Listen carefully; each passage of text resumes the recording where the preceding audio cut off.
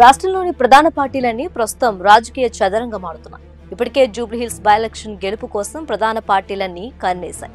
అయితే ఈ బైపోల్ తర్వాత మరో నియోజకవర్గానికి కూడా ఉప ఎన్నిక రాబోయే అవకాశం ఉందని అంటున్నారు పొలిటికల్ అనలిస్టులు. జూబ్లీహిల్స్ కాంగ్రెస్ స్టార్ క్యాంపెయినర్స్ లిస్టులో ఖైరతాబాద్ బీఆర్ఎస్ ఎమ్మెల్యే దానం నాగేంద్ర పేరును చేర్చడమే ఇందుకు కారణం. నిజానికి ఈ బైపోల్ కంటే ముందే ఏడాదిన్నరగా పార్టీ ఫిరాయింపు ఎమ్మెల్యేల ఎపిసోడ్ తెలంగాణ రాజకీయాన్ని రంజుగా మార్చింది. సుప్రీం డైరెక్షన్ ప్రకారం ఈ నెల 31 లోపు ఫిరాయింపు ఎమ్మెల్యేలపై స్పీకర్ ఏదో ఒక నిర్ణయం తీసుకోవాల్సి ఉంది. కానీ ఈలోపే జూబ్లీహిల్స్ బైపోల్ స్టార్ క్యాంపెయినర్స్ లిస్టులో 34వ పేరుగా దానం నేమ్ను ఎన్నికల అధికారికి పంపించింది కాంగ్రెస్. దీంతో బీఆర్ఎస్ కు మరో అస్త్రం దొరికినట్లు అయింది. బీఆర్ఎస్ ఎమ్మెల్యేగా గెలిచి కాంగ్రెస్ లోకి వెళ్లి ఆ పార్టీ సింబల్ మీద ఎంపీగా కంటెస్ట్ చేశారని, దానంపై వేటు ఖాయమని జోరుగా చర్చ సాగుతుంది.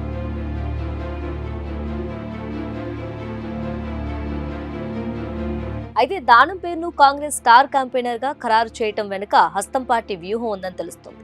జూబ్లీహిల్స్ లో 300 కాపు సామాజిక వర్గం ఓటర్లు అధికంగా ఉండటం, దానం నాగేంద్రకు అనుచరగణం కూడా ఉండటంతో దానంను స్టార్ క్యాంపెయినర్ గా ప్రకటించిందట కాంగ్రెస్ అధిష్టానం.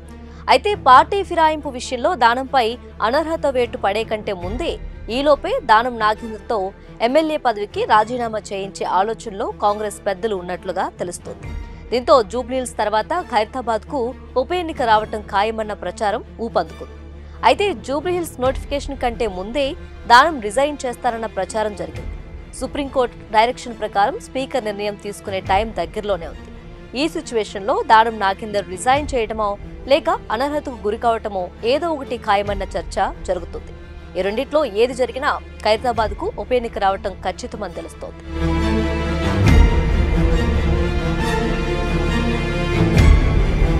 దానం నాగేంద్రపై అనర్హత వేటు ఖచ్చితంగా పడుతుందని ముందు నుంచి చెబుతుంది బీఆర్ఎస్ పార్టీ. ఇప్పుడు కాంగ్రెస్ స్టార్ క్యాంపెయినర్స్ లిస్టులో ఆయన పేరుండటంతో దానంపై వేటు ఖాయమని మరింత స్ట్రాంగ్ గా ఫిక్స్ అయిపోయింది. దానం విషయంలో స్పీకర్ సానుకూల నిర్ణయం తీసుకోకపోతే మరోసారి సుప్రీంకోర్టుకెళ్తామని బీఆర్ఎస్ వర్కింగ్ ప్రెసిడెంట్ కేటీఆర్ చెబుతున్నారు. మొత్తం మీద జీహెచ్ఎంసీ ఎన్నికలకు ముందు గ్రేటర్లో వరుసగా 2 బైపోల్స్ లో గెలిచి సత్తా చాటాలని బీఆర్ఎస్ కసి మీదున్నట్లు తెలుస్తోంది. ఇప్పటికే జూబ్లీహిల్స్ లో బీఆర్ఎస్ గెలుపు ఖాయమంటూ పలు సర్వేలు అంచనా వేస్తుండటంతో కారు పార్టీ ఫుల్ జోష్ లో ఉంది. ఖైరతాబాద్ బైపోల్ వస్తే ఇదే ఊపుతో గెలిచి తీరుతామని లెక్కలు వేసుకుంటుందట గులాబీ దళం.